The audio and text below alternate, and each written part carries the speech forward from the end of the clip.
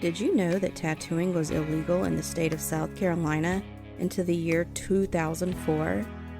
By 2014, more than 100 tattoo parlors had been opened. And y'all know what I say, let them have ink. Welcome to the Lore of the South.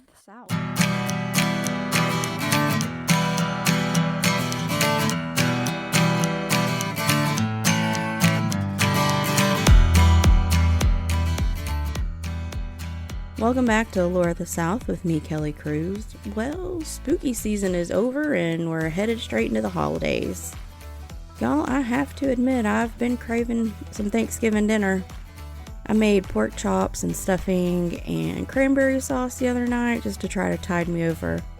Producer Mike makes the best smoked turkey. And I'm making myself hungry, so let's change the subject. Y'all, it's nearly in the middle of November, and I'm writing this in the middle of a tropical storm. Our favorite oldest city is getting hammered by the storm surge. The pictures make me sad, and the flooding is beyond awful. It is becoming more and more frequent there. Stay safe, everybody. Now, how about some history-making news?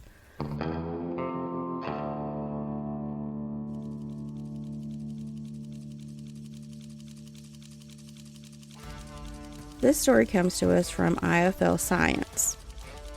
Chemists think they have finally come to the conclusion of what happened to the deserted ship, the Mary Celeste. The Mary Celeste was found on December 5th, 1872, abandoned and left adrift by the British ship Di Grazia. Its men boarded the Mary Celeste to find it frozen in time. The crew, the captain, and the captain's family all just had stopped what they were doing and fled in the ship's lifeboat. The captain's quarters still had breakfast set out on the table. The men's belongings were all still in their quarters, and nearly 2,000 gallons of industrial-strength alcohol was still in its hold. It was a complete mystery, and the Mary Celeste was a ghost ship. Now, chemists in England have maybe discovered what could have caused the captain to panic and evacuate the ship. Dr. Andrea Sella and her chemistry department built a model of the hold and designed an experiment to show what a contained alcohol explosion would look like. The doctor used paper cubes to represent the barrels and butane for the alcohol fumes. When ignited, it caused a pressure wave explosion. It created a wave of flame that quickly extinguished itself, leaving nothing but cold air behind. No evidence of fire whatsoever, though the blast would have been strong enough to blow open every hatch on the ship, thusly scaring the bejesus out of the captain and his family and crew into abandoning her. The former occupants of the Mary Celeste were never heard from again.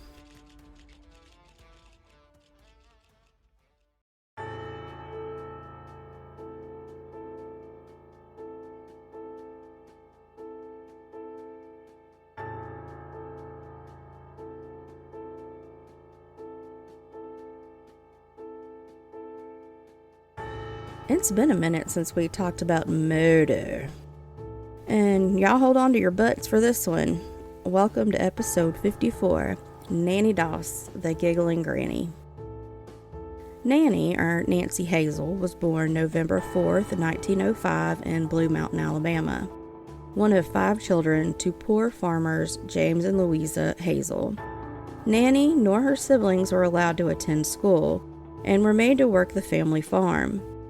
James was a very controlling man and reigned over the family.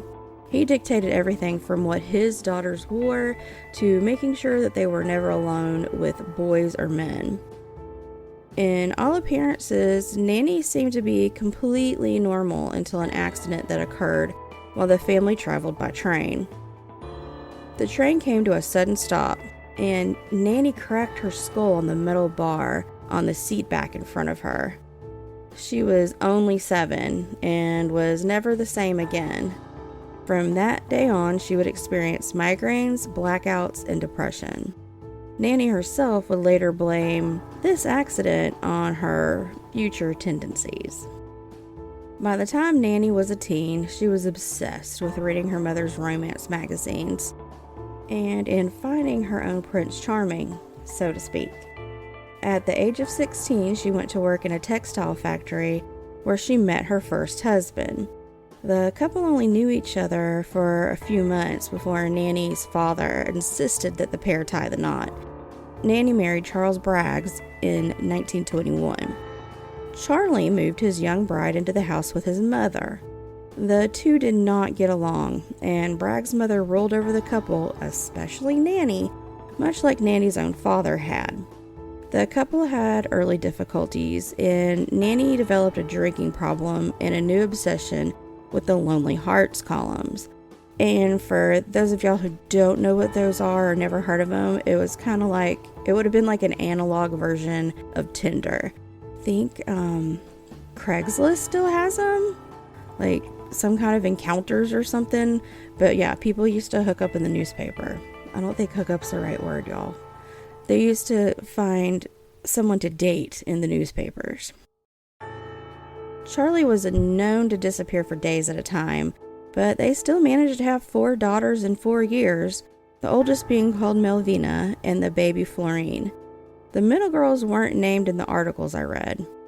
In 1927, the 2 middle girls passed away suddenly of suspected food poisoning, and Charlie lit out for parts unknown with the oldest daughter, Melvina, leaving the baby and mother-in-law alone with Nannie.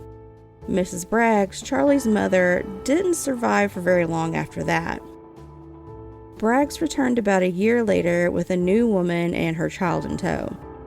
He and Nannie divorced soon after, and he forever claimed that the reason he had abandoned Nannie and Florine was because he feared for his and Melvina's lives. But apparently not his mother's or the infant daughter's. Nannie moved back home with her mother and worked in a cotton mill to support herself and the 2 remaining girls. Nannie takes up communication with a man from Jacksonville, Alabama, that she met through the Lonely Hearts column. They exchanged sometimes a little bit naughty love letters for a few months before marrying, barely a year after Nannie's first divorce. This marriage to Frank Harrelson was a troubled one from the start. He was a raging alcoholic and an abusive one, with a record of criminal assault to boot. But she stuck with him anyway for about 16 years. In the interim, Melvina had 2 children of her own, the second dying soon after its birth in the arms of its grandmother. Melvina told her husband and doctors that she swore she saw her mother stick a long hat pin into the baby's soft spot. But the doctor couldn't find any evidence of it, and the baby's cause of death was listed as unknown.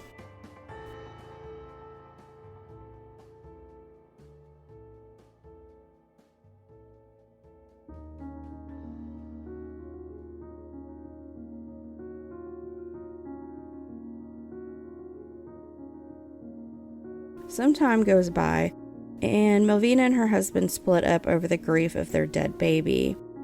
Melvina then begins to date a soldier, and Nannie does not approve. Mother and daughter have a huge argument, which makes Melvina decide to go visit her father, leaving her toddler son in care of his grandmother, Nannie. The toddler was found dead on July 5th, 1945. Officials said it was from asphyxiation from an unknown cause. Let me just interject this here. I'd guess a pillow over the kid's face is what did it, but I guess I wasn't there. Nannie then proceeded to cash in a $500 insurance policy on the little boy. Later that same year, Harrelson became particularly drunk and rowdy, and possibly pretty nastily abusive towards Nannie. Well, he never did that again, and was dead by the morning. Years later, she admitted to putting rat poison in his moonshine. The neighbors all assumed it was caused by, can y'all guess it? A food poisoning.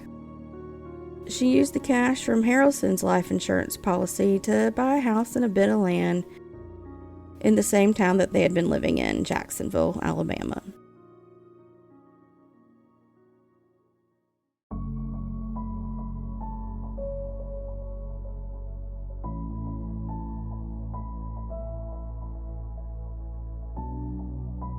Next up, husband number 3, Arlie Lanning. The pair met through another Lonely Hearts column while Nannie was traveling through Lexington, North Carolina.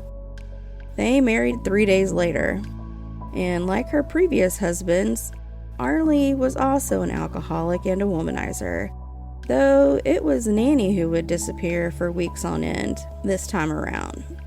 But whenever she showed back up at home, she'd play the doting housewife.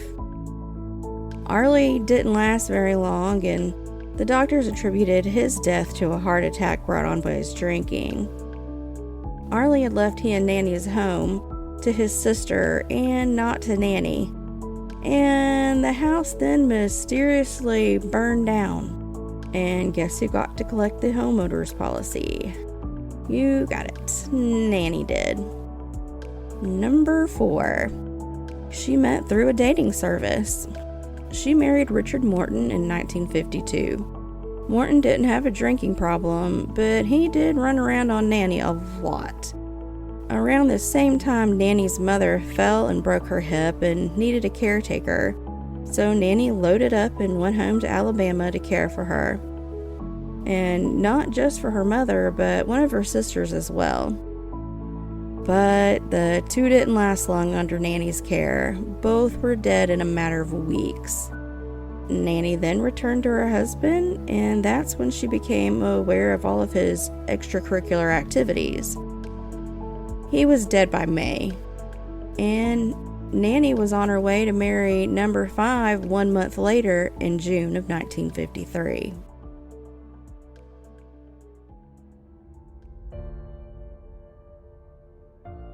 Number 5 was a preacher in Oklahoma who had lost his whole family in a tornado, and he didn't get up to the same kind of shenanigans that the first 4 husbands did, but Samuel Doss was a bit on the controlling side. He took issue with Nannie's love of romance novels and magazines. He was of the opinion that one should only read materials that were either of a holy nature or educational. You can imagine that Nannie did not like being told what to do, and certainly not what she should and should not read.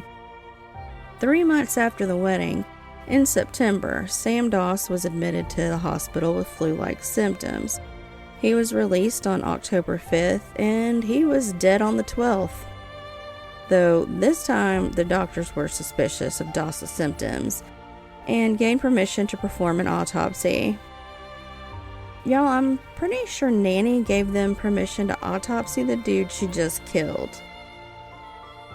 Well, when his results came back, they showed huge amounts of arsenic in his system.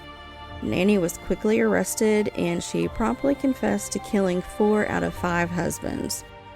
One source says she did confess to the killings of her grandchildren, mother, and sister. Another source says she never admitted to killing any of her blood relations. But all during her interview, she giggled and laughed and carried on like she was at a garden party and not in the county lockup. She blamed her brain injury for her murderous tendencies, and when asked if she had done it for the insurance money, she just shook her head and told the interviews that she killed them all for love. Whenever she figured out that the new mister wasn't up to snuff, she'd just snuff them out and move on to the next. Officials did exhume the bodies of a couple of her victims, and they too were found to have high levels of arsenic in their systems as well. Though the state of Oklahoma only went after her for the death of Doss, because that's the murder that took place within Oklahoma.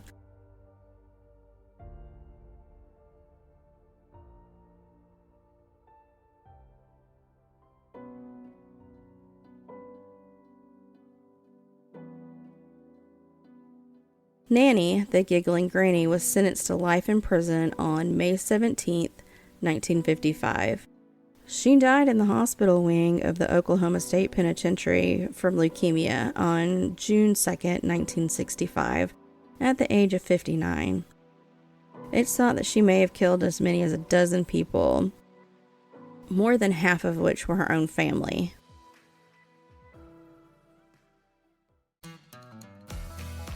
Side notes: the media gave Nannie Doss several nicknames, including the Giggling Granny, the Jolly Black Widow, and the Lonely Hearts Killer. It only took about 30 years for all of her murders to finally catch up with her. Now for our oldest buildings by state segment, brought to you by the Discoverer blog. Today's states are California and Colorado. California's oldest building is the Mission of San Juan of Capistrano. It was founded in 1776 and is California's oldest surviving building. The first Mass in the finished building was celebrated in 1783. The magnificent golden altar is thought to be around 330 years older than the mission and came from Barcelona, but it wasn't installed in the chapel until the early 20th century. Next is Colorado, the 4 Mile House.